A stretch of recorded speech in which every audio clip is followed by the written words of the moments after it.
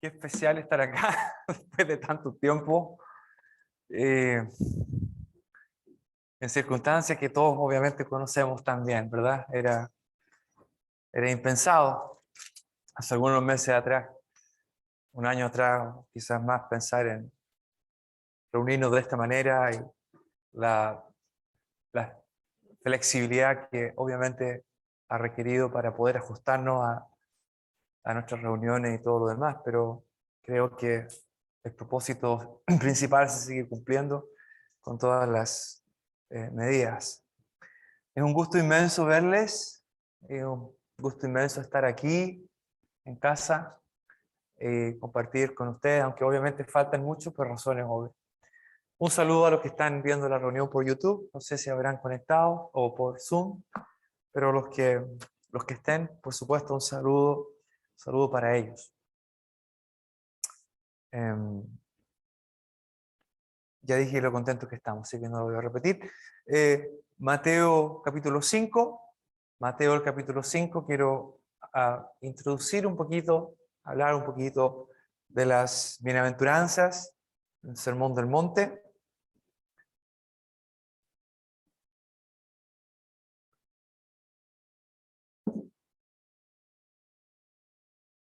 Mateo el capítulo 5. Este es un discurso que en su extensión solamente está aquí en Mateo. Hay algunas porciones también en Lucas, pero en su extensión básicamente es solamente aquí en Mateo. Sermón del Monte, las bienaventuranzas pertenecen a esta sección larga de Mateo 5, 6 y 7, conocido como el Sermón del Monte. Y hay mucho escrito en términos de cómo se aplica, a quién va dirigido. No vamos a entrar en ninguno de esos detalles hoy día, pero sí creo que es seguro decir que el Sermón del Monte es para todos aquellos que son leales al Rey, para todos aquellos que tienen una alianza con el Rey, por tanto todos aquellos que pertenecen al Rey, todos aquellos que son de Cristo, los que pertenecen a Él. Hay mucho para la iglesia, por supuesto, en el Sermón del Monte, y algo que a lo mejor a veces somos un poquito negligentes. Lo que me llevó a volver al Sermón del Monte hace muchos años atrás, lo estudiamos en la reunión de jóvenes, y lo disfruté mucho en aquel entonces y ahora lo he vuelto a disfrutar. Y una de las cosas que llama la atención del Sermón del Monte obviamente es su introducción. Se conoce como bienaventuranzas. Ahora, la razón salta a la vista, ¿verdad?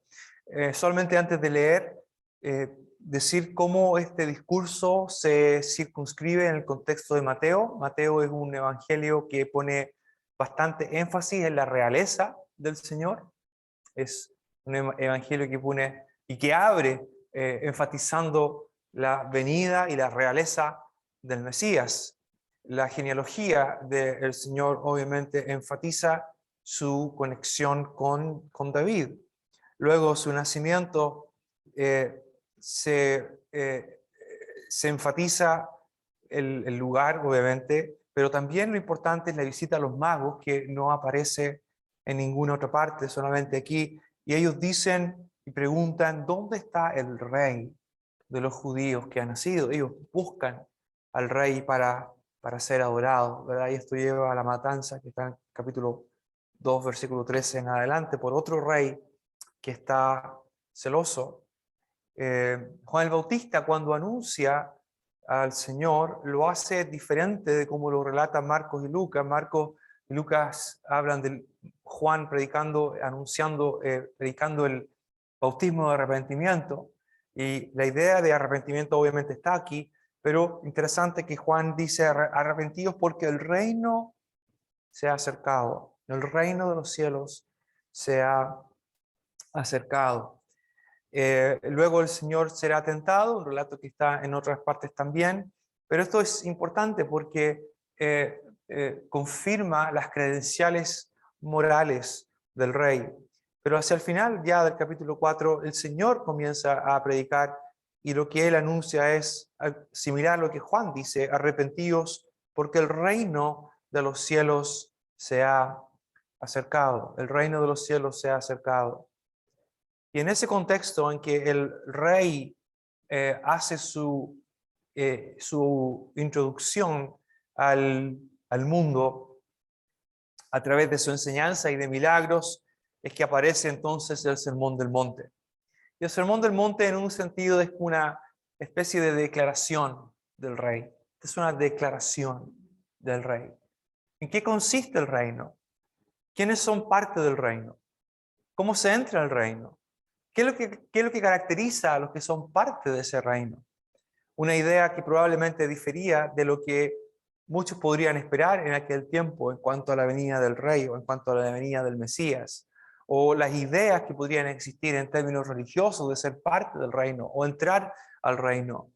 En ese sentido, el discurso del Sermón del Monte es un discurso revolucionario porque va en contra de lo que las expectativas humanas podrían poner o imponer como requisitos para ser parte de este reino. Obviamente la apertura es con estas bienaventuranzas. El versículo 1 dice, viendo la multitud, subió al monte y sentándose vinieron a él sus discípulos y abriendo su boca les enseñaba diciendo, bienaventurados. Ahora la palabra bienaventurado, como ustedes bien saben, es un vocablo que a veces se puede traducir como feliz, esa es como la traducción más básica, pero es un poquito más allá, es un vocablo que también apela a la dicha, y muchas veces es la dicha como resultado de algo, y por eso que es muy apropiado aquí también. No siempre, pero en muchos casos en los salmos también se habla de la bienaventuranza. Bienaventurado esta persona por esto otro, ¿verdad? Bienaventurado el varón que no anduvo en consejo de malos, por ejemplo, y da las razones de por qué es bienaventurado. Algo similar ocurre aquí también. La palabra bienaventurado se relaciona, aunque no es sinónimo exactamente de la palabra bendición. No es exactamente la misma palabra, la misma idea, pero sí tiene ideas o matices en común. Por tanto, el vocablo se asocia con gozo, con alegría, con felicidad, con dicha, con bendición, con bendición. Interesante porque una de las palabras que más se repite en estos días es la palabra feliz, ¿verdad? Feliz Navidad, feliz Año Nuevo, los mejores deseos, que le vaya muy bien, que se cumplan sus sueños, sus objetivos. Eso es lo que uno escucha, digamos, en nuestro entorno normal, secular, ¿eh? También diremos en nuestro entorno cristiano, diremos bendiciones, que el Señor le bendiga, en fin. Muchas felicidades. Pero el Sermón del Monte abre hablando de 8 bienaventuranzas. Bueno, algunos dirán que son 9, pero vamos a explicar esto inmediatamente y las vamos a ver. Abriendo su boca les enseñaba diciendo, bienaventurados los pobres en espíritu, porque de ellos es el reino de los cielos.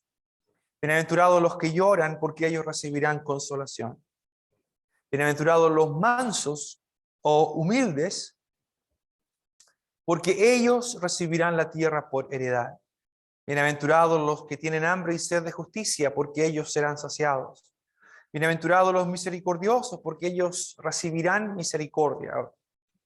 Serán misericordiados. ¿Y se acuerdan cuando hablamos en 1 Timoteo 1, Pablo dice, fui recibido a misericordia? Es la misma expresión aquí, no hay un verbo real que pueda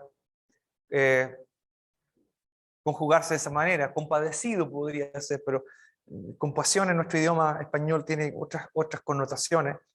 Bienaventurados los de limpio corazón, porque ellos verán a Dios. Bienaventurados los pacificadores, los que hacen la paz, porque ellos serán llamados hijos de Dios. Bienaventurados los que padecen persecución por causa de la justicia, porque de ellos es el reino de los cielos. Ahora, a mi entender, hasta aquí es donde llegan las bienaventuranzas. El versículo 11 y 12 funcionan desde un punto de vista literario y teológico como una especie de bisagra que va a conectar las bienaventuranzas con el resto del sermón. Y al conectarse, al cumplir una función vinculante, obviamente incluye ideas anteriores, pero también va a introducir ideas que se van a ir tratando más adelante. El versículo 11 dice: bienaventurados sois cuando por mi causa os vituperen y os persigan y digan toda clase de mal contra vosotros mintiendo. Gozaos y alegraos, porque vuestro galardón es grande en los cielos, porque así persiguieron a los profetas que fueron antes de vosotros. Las bienaventuranzas, entonces, como decía recién, podríamos contarlas entre el versículo 3 y el versículo 10. Lo que marca la diferencia aquí, una de las cosas que marca la diferencia es el cambio de persona, mientras que el versículo 3 al 10 están en tercera persona. Bienaventurados estas personas, tercera persona plural. Del versículo 11 y 12 hay un cambio de persona, segunda persona plural. Bienaventurados ustedes. Lo que va a marcar esta transición de aquí en adelante, el sermón va a estar dirigido en segunda persona plural. Vosotros sois la sal de la tierra, vosotros sois la luz del mundo. Así que hay un cambio importante allí en el uso de la persona. Y creo yo que es lo que marca una de las principales diferencias. Otro detalle interesante está entre el versículo 3 y el versículo 10, que tienen características similares. Lo que forma lo que también se llama en términos literarios un inclusio, es decir, una unidad, ¿verdad? Una unidad literaria que está enmarcada por una palabra clave, una frase clave, una idea clave, que lo que cumple como función es entonces delimitar esta unidad y al mismo tiempo sentar las bases para el tema o los temas principales que se van a tratar dentro de esa unidad. Obviamente estas unidades no son independientes, son interdependientes. Lo interesante entonces aquí está en el versículo 3 y el versículo 10. Son los únicos dos versículos cuyas promesas o las razones de la bienaventuranza están en tiempo presente. Todas las demás están en tiempo futuro. Bienaventurados los pobres en espíritu, porque de ellos es el reino de los cielos. En el versículo 10, bienaventurados los que padecen persecución por causa de la justicia, porque de ellos es el reino de los cielos. Y que comparten exactamente la misma característica, están en tiempo presente, es, y también comparten la misma razón de la bienaventuranza. De ellos es el reino de los cielos. Todas las demás bienaventuranzas están en tiempo futuro. Ellos recibirán consolación, recibirán la tierra por heredad, serán saciados, etc. Y esto es muy relevante, eso lo quiero decir, es muy relevante porque justamente el Sermón del Monte se circunscribe dentro del contexto del mensaje del rey. ¿Quiénes son parte del reino? ¿Quiénes son los que tienen acceso a él? Y lo que es realmente interesante es ver que el reino no es algo que va a ser futuro para aquellos que tienen alianza con el rey, sino que es algo que es presente. Juan el Bautista lo ha dicho: arrepentíos, porque el reino de los cielos se ha acercado. El rey mismo lo dirá después: arrepentíos, porque el reino de los cielos se ha acercado. La entrada al reino entonces no tenía que ver con una raza, con pertenecer a una cierta raza, con comprobar una cierta genealogía. La entrada al reino no tenía que ver con otras ideas que podrían haber existido en los días que el Señor está aquí enseñando. La entrada del reino tiene características espirituales que parten con el arrepentimiento, con el reconocimiento de una necesidad absoluta de Dios y el abandonar cualquier confianza en la justicia personal. Algo que el Señor va a tratar aquí en el Sermón del Monte. Y por eso es que es tan apropiado que la primera bienaventuranza sea pobre. Pero no cualquier clase de pobreza, son los pobres en espíritu. Y el versículo 3 y el versículo 10, entonces, que enmarcan esta unidad introductoria del Sermón del Monte, nos dicen cuáles son las características de aquellos que son parte del reino o aquellos que tienen acceso al reino. La primera es que son pobres en espíritu. La segunda característica es que aquellos que son pobres en espíritu también serán perseguidos por causa de la justicia. Y ser perseguido por causa de la justicia es sinónimo de ser perseguido por causa del mismo Señor. Bienaventurados sois, dice el versículo 11, cuando por mi causa os vituperen y os persigan diciendo toda clase de mal contra vosotros. Hay varias cosas que uno ya puede ir deduciendo, ¿verdad? Primero es que la bienaventuranza está, los que son bienaventurados son caracterizados, ¿verdad? Ciertas personas son caracterizadas como bienaventuradas. Ciertas personas pobres, hambrientos, pacificadores. Y muchas veces, o en términos de, ya yendo a nuestra aplicación, quizás muchos pensarían que esas personas no son las más bienaventuradas.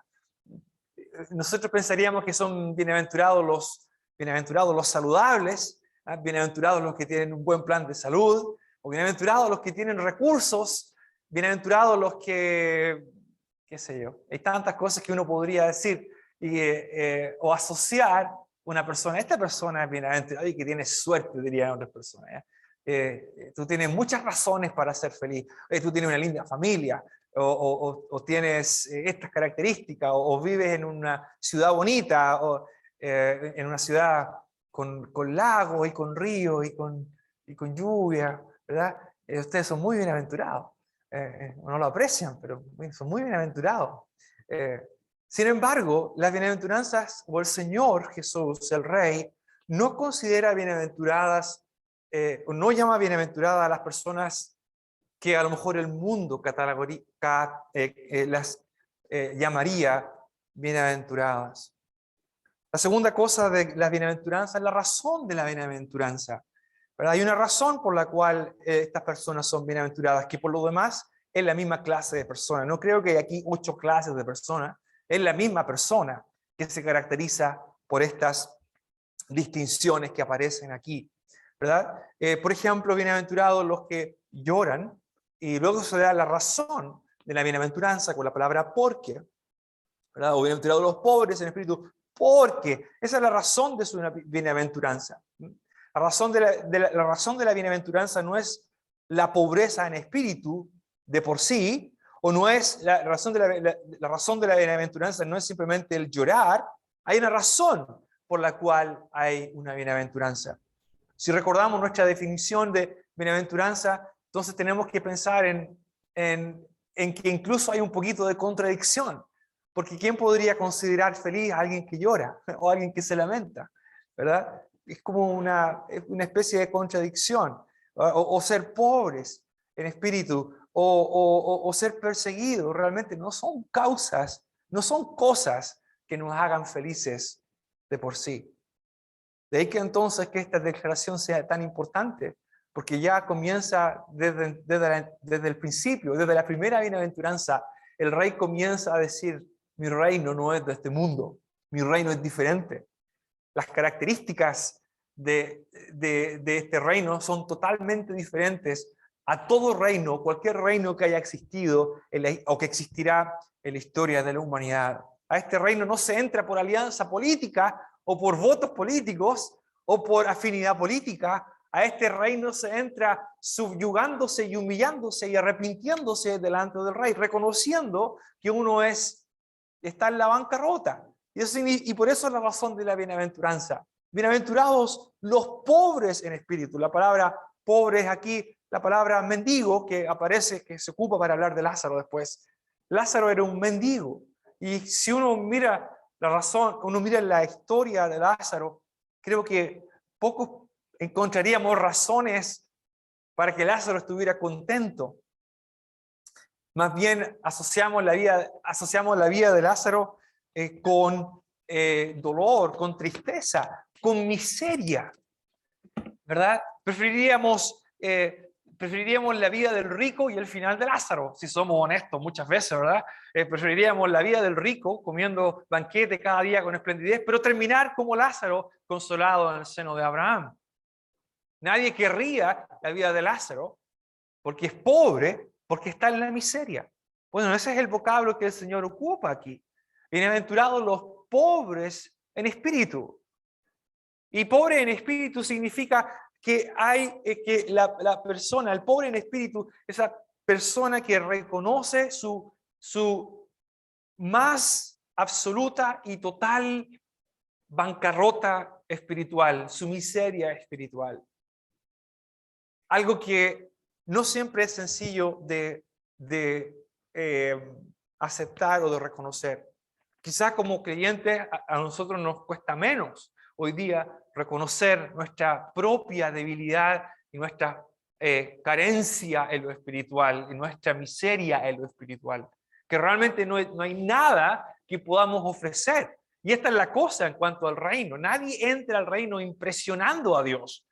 Nadie entra por currículum. Y de hecho el Señor va a hablar más adelante cuando el Señor habla de que nuestra justicia o vuestra justicia tiene que ser superior a la de los escribas y los fariseos. Ellos hacían las cosas para impresionar, ¿verdad? En el capítulo 8 el Señor dirá, perdón, estoy agregando al Sermón del Monte, no. El capítulo 6 dice, guardaos de hacer vuestra justicia delante de los hombres para ser vistos de ellos. Entre paréntesis, muy interesante cómo el concepto de justicia en Mateo creo que tiene un matiz diferente, un uso que no difiere, pero que tiene otros matices con respecto a lo que uno encontraría a lo mejor en Pablo, en términos de justicia, de esa justicia de Dios, ¿verdad? Aquí en Mateo la justicia y la justicia de Dios tiene mucho que ver con las acciones justas,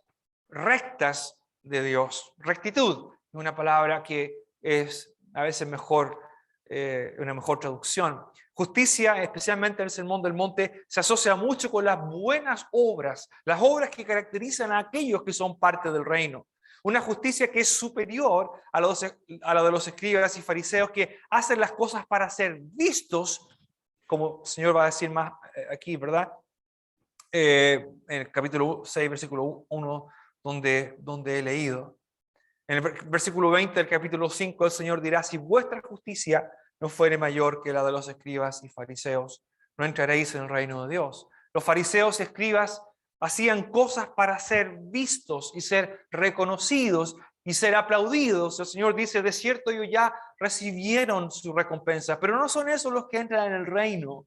No son los que entran en el reino aquellos que impresionan a los demás con aquellas acciones visibles para recibir el aplauso. El reino de los cielos pertenece a aquellos que están en la bancarrota espiritual. El reino pertenece a aquellos que reconocen su pobreza delante de Dios. Como aquel publicano que ora a Dios y dice, Dios, sé propicio a mí pecador, no tengo qué ofrecer, no tengo con qué presentarme, no hay nada bueno en mí, soy pobre, estoy en la bancarrota espiritual.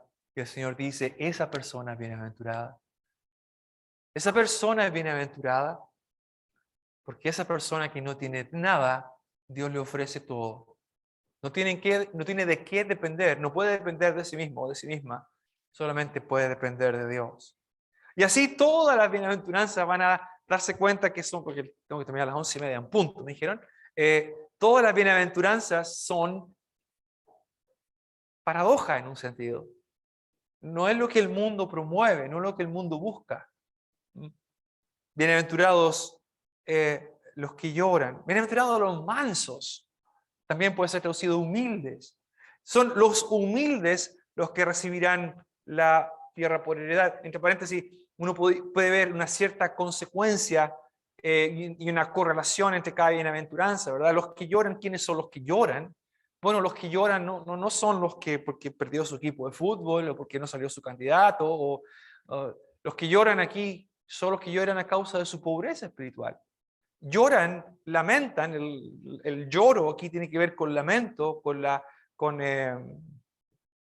duelo, con lamentarse, pero son ellos los que recibirán consolación, serán consolados. Bienaventurados los mansos. Obviamente los que son parte del reino no pueden ser prepotentes, no pueden ser personas que impongan sus términos, su fuerza. Esta es otra característica del reino, no es un reino que se entre por la fuerza, ni se obtienen súbditos por la fuerza, no se impone la personalidad o el poder, más bien la mansedumbre. Son los mansos los que recibirán la tierra. Para poder tener la tierra había que pelear por la tierra. Creo que todos los países que tienen independencia tuvieron que pelear por su independencia, tuvieron que pelear por la tierra. Y hoy día todavía existen en el mundo peleas por la tierra. Por aquí dice que la tierra es para los mansos, para los humildes.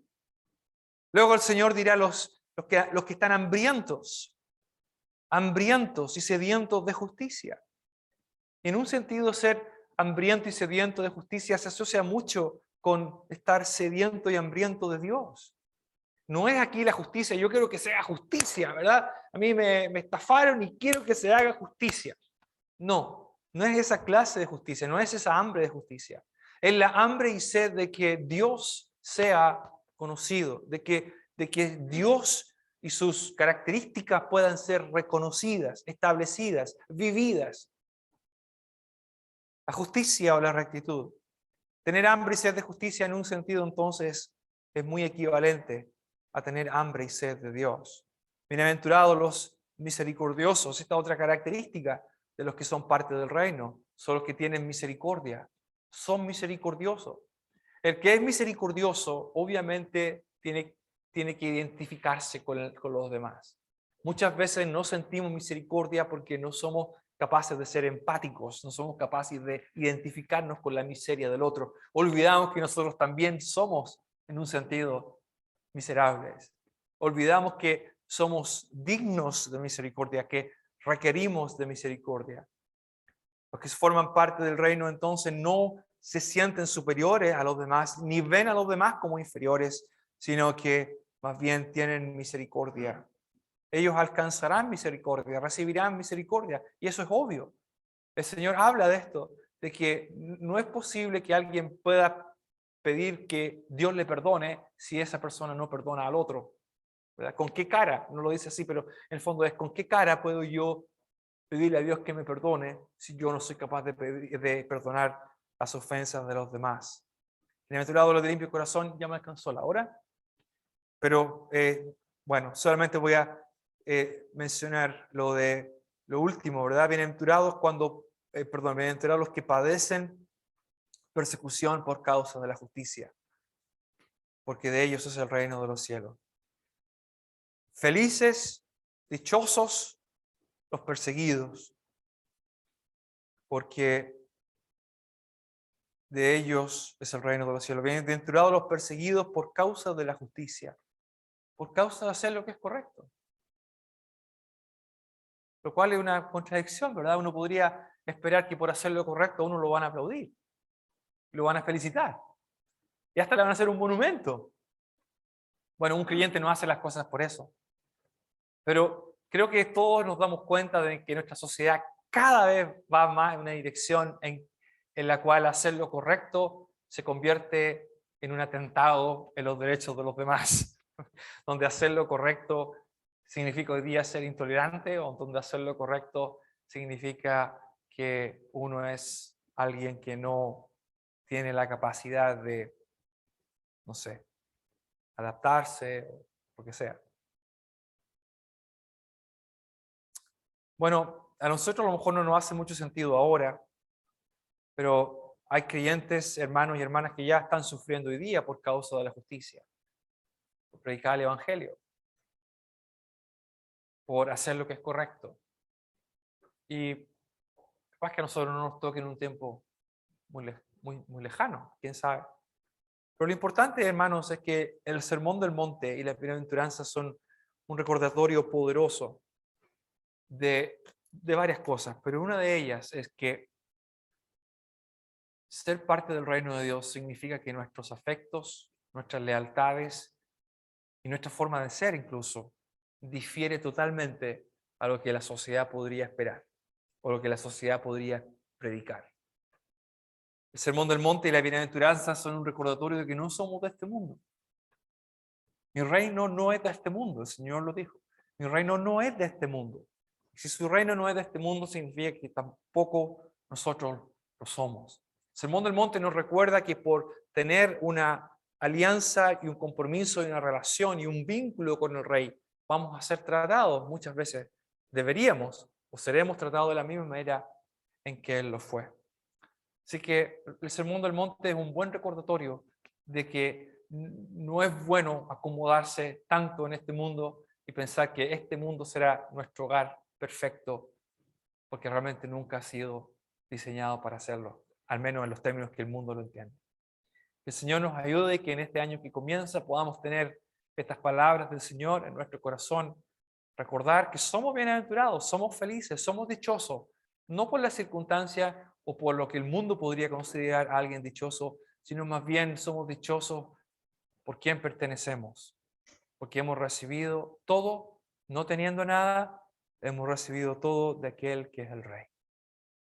Oremos. Padre, gracias por este tiempo en que hemos podido recordar las palabras del Señor. El apóstol Pablo dirá las sanas palabras de nuestro Señor Jesucristo que nos recuerdan la verdadera bienaventuranza, la verdadera felicidad, la verdadera dicha, no como el mundo la busca o la promueve, sino la manera en que tú la otorgas, la manera en que tú entiendes la felicidad para aquellos que te pertenecemos. Nadie, obviamente, quiere sufrir o padecer persecución, o estar triste o llorar. Nada de esas cosas son parte de nuestros anhelos o deseos. Pero sí sabemos, nuestro Dios, que tampoco este mundo jamás podrá satisfacer ninguna de nuestras necesidades de felicidad o de seguridad. Toda nuestra seguridad y riqueza proviene de nuestra relación con el Señor Jesucristo, quien se dio a sí mismo siendo el Rey. Él fue manso y humilde, se entregó a sí mismo voluntariamente en aquella cruz. Te damos gracias que podemos llamarle a Él nuestro Rey y nuestro Señor. Nos encomendamos a ti agradecidos en el nombre del Señor Jesucristo. Amén. Muchas gracias.